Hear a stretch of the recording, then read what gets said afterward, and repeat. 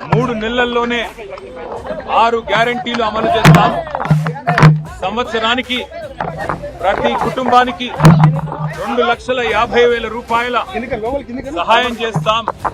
3 నెలల్లోనే 6 గ్యారెంటీలు అమలు చేస్తామని చెప్పి ఈ రాష్ట్ర ప్రజలను మోసం చేసి అభయహస్తం అని చెప్పి మేనిఫెస్టో పెట్టి ఇవాళ 3 నెలల్లో అమలు చేస్తామని చెప్పి 3వ బడ్జెట్ ప్రవేశపెడుతూ కూడా 6 గ్యారెంటీలకు చట్టబద్ధత కల్పించకుండా 6 గ్యారెంటీలకు డబ్బులు కేటాయించకుండా ఈ రాష్ట్ర ప్రజల్ని మోసం చేస్తున్న కాంగ్రెస్ పార్టీని నిలదీయడానికే, కాంగ్రెస్ ప్రభుత్వాన్ని నిలదీయడానికే ఇవాళ తెలంగాణ అమరవీరుల స్తూపం సాక్షిగా మేము ఈ నిరసన కార్యక్రమాన్ని చేపట్టాం.